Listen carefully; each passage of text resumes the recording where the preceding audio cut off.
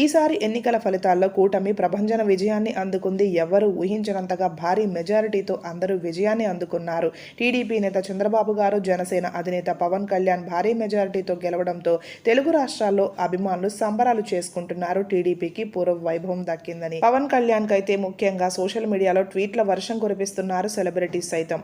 ముఖ్యమంత్రిగా 9వ తారీఖు ప్రమాణ స్వీకారం చేయబోతున్న బాబు గారి పాలనలో ఏపీకి మంచి రోజులు రాబోతున్నాయని అంతా సంతోషంగా ఉన్నారు. నారా నందమూరి ఫ్యామిలీస్ నుంచి పోటీ చేసిన అందరికీ మంచి విజయం దక్కడంతో కుటుంబం అంతా సంబరాలు చేసుకుంటున్నారు. ముఖ్యంగా బాలకృష్ణ గారి సంతోషానికైతే అవధులు లేవు.